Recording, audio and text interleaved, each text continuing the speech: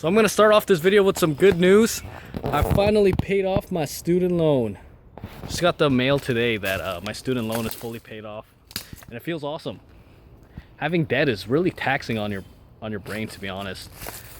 It feels like you're working for no reason when you're in debt, if that makes any sense. Like you're in this endless rat race where you're just trying to keep making money, but you're not getting any richer. So I thought I'd make this video today on steps I took for me to be able to pay off my debts or my student debt at least, in a timely manner. As a student, it could be a big struggle, you know.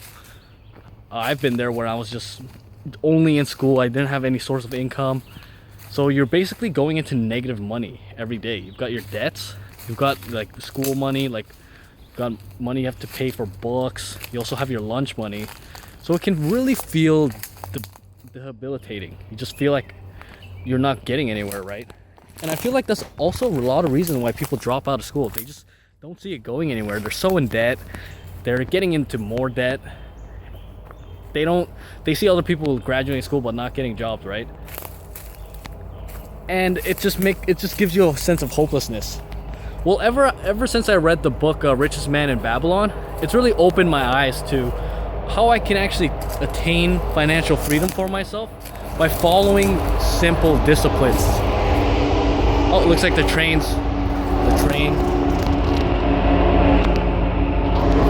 passing by here. There's a train track right where I live. So, but yeah, just by following simple disciplines, I was able to pay off my debts, save money as a student, not even making that much money.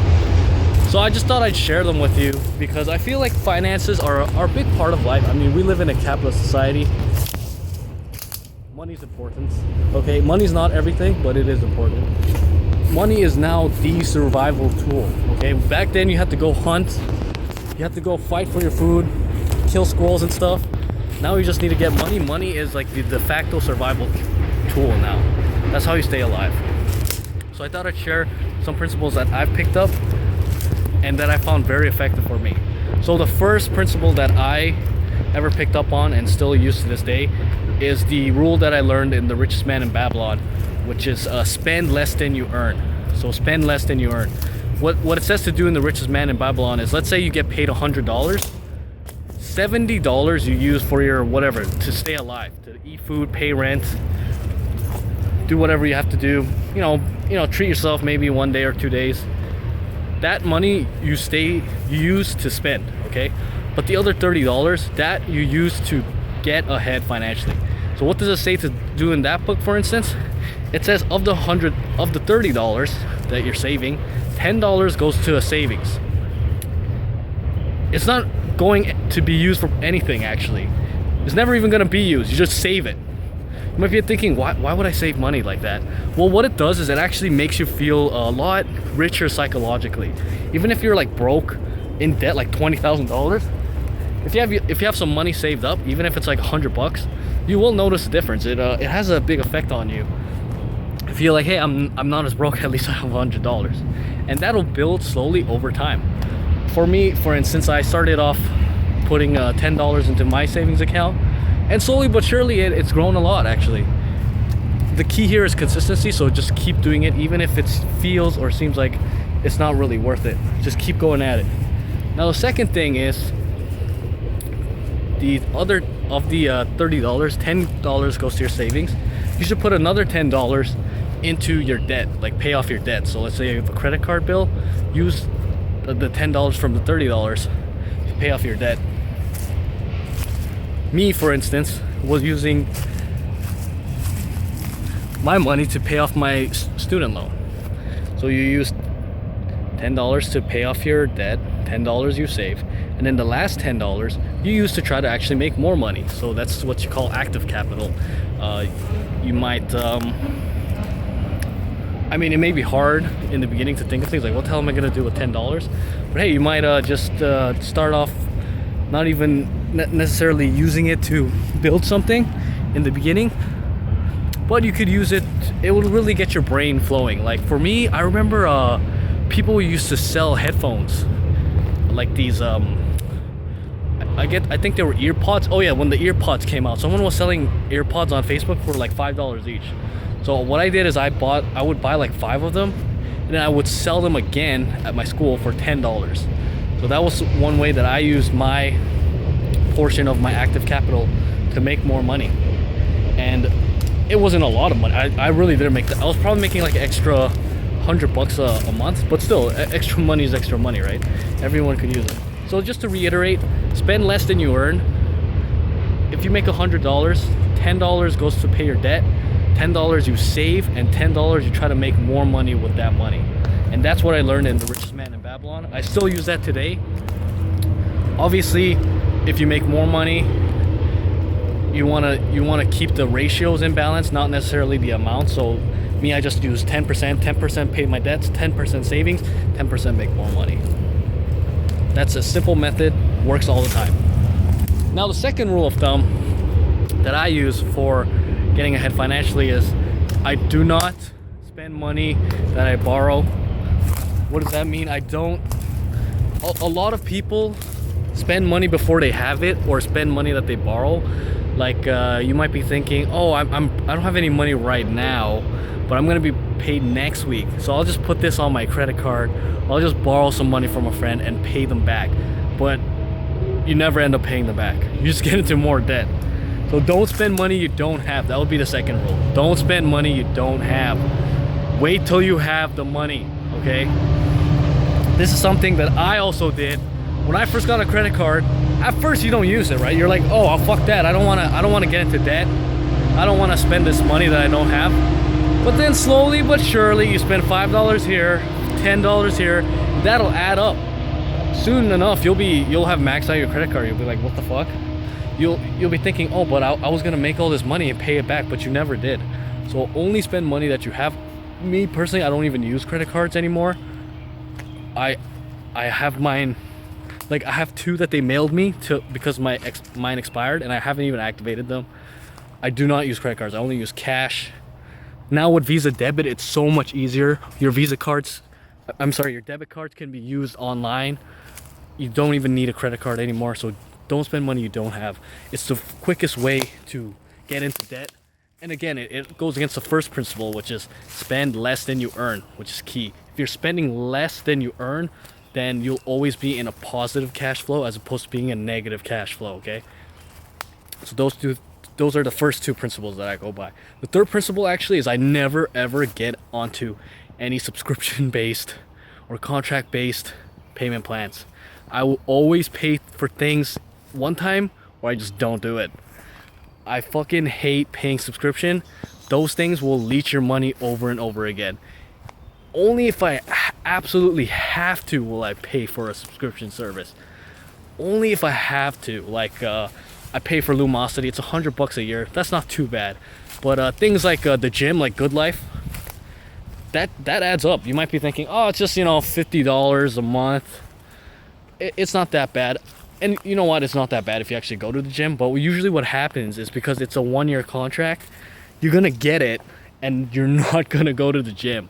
Okay, you're better off actually in that case to just pay each time you go, right? It's $15, but at least you won't be wasting money for nothing. So I do not go on any sort of monthly contracts for anything. If I can get like a one-time payment plan, I'll just go for that.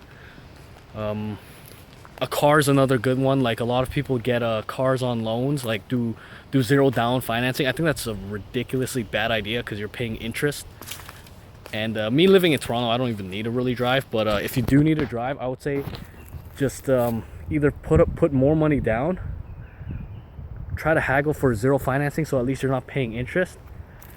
And the bottom line is, if you shouldn't be buying a car, don't buy a car, dude. Again, spending less than you earn, guys.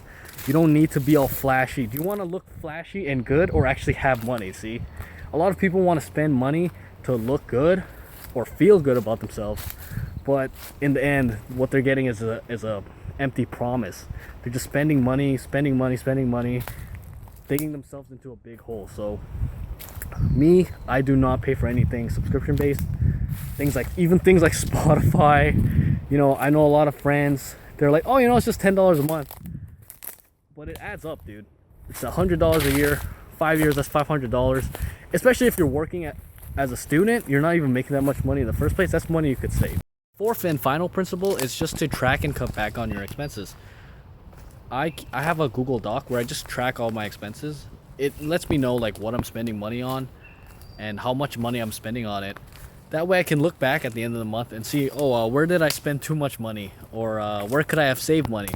For instance, eating out. When I was eating out a lot, I was spending a lot of money on it. So I decided, hey, you know what, I'll just buy groceries instead. That way I can actually cut back on the expenses. So tracking your expenses also helps actually, because sometimes you want to buy stuff, but you're like, oh god, I don't want to keep track of it. And the easy way out would be just not to keep track of it, which you shouldn't do. What actually happens now to me is just like, I don't want to write it down, so I'm just not gonna even buy it. Okay, so tracking your expenses and keeping track of them, well, that is what tracking is. But also cutting back and evaluating them will also really help you to achieve financial wealth and independence. Another good rule is for bigger purchases, like over $100, I like to spend some time and think about whether I actually need to spend the money or not. So I'll wait a day or two, just because right when you see something, that's when you want to spend. That's when your buying temperature is the highest. That's why actually when you go to these stores, people will try to get you to buy things right away. Oh shit, it's a bunny.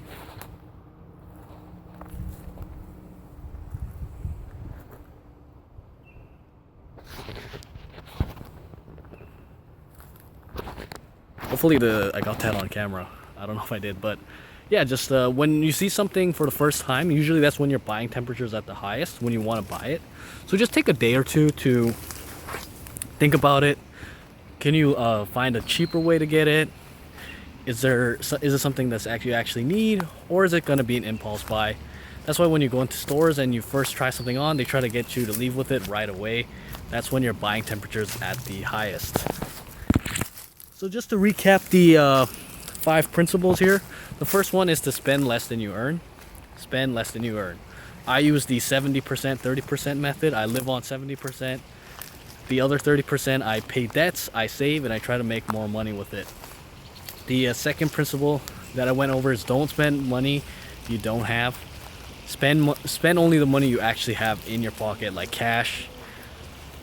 Now that you have Visa debit cards, at least we have them in Canada, you don't really have to use your credit cards. Just use your Visa debit. Spend only the money you actually have in your bank account. That'll help you avoid getting into debt in the first place. The third thing is I avoid recurring payments and contracts. So if I want to, let's say, get if there's a way that I can just pay for it right now at once, I prefer to do that than do like installment plans, because usually the installment plans are more expensive. And they make them so that you don't have to think about it. They're just like, it's just $100 a month. That's nothing. So you kind of forget about it. But not only does paying for everything at once make you really think about what you're spending your money on, it also stops you from paying all those like interest fees and those installment plan fees, because usually it's more expensive to buy things that way. That's money you could save and use on other things as well. The fourth principle was to cut back and track your expenses. So track what you're actually spending your money on a monthly basis. That way you can look back and see where you can cut back on expenses, or think of creative ways to either reduce them or find cheaper alternatives, like packing a lunch as opposed to eating out. That's a creative way you can actually lower your expenses, and you can only know how much you're spending on things if you're actually keeping a track of it, right? So anything that I spend my money, I have a Google Doc and I just write everything in there, so I can know how much money I'm actually spending. That way I can actually see if I'm spending less than I earn as well. And the fifth and final one was to take some time before a major purchase. This is something I heard from Brian Tracy. Ever since I started doing it, it's really helped and cleared my mind. Whatever amount of money you decide, whether it's 100 or 200, take some time. When you first see something, you want to buy it right away. Your buying temperature's up there. Just take some time, think about it, see if you can find an alternative. Again, these steps are very simple, but the simplest things are often the hardest things to do. The key here is to be consistent. Be one of those people in 10, 20 years, you're not getting more into debt, but you're on your way to a nice retirement, or you have money for your goals and ambitions, whatever you want to do, and you can live the life that you want to live, not the life that the credit card companies want you to live and just paying them interest all the time. So that's the video for today. Hope you guys enjoyed it. Subscribe for more videos. I'm making them pretty much daily now, or like every other day, and I'll be covering some more. I want to get into some more practical stuff. Got some good content I'll be releasing. And as always, just live the best life you can and enjoy your days.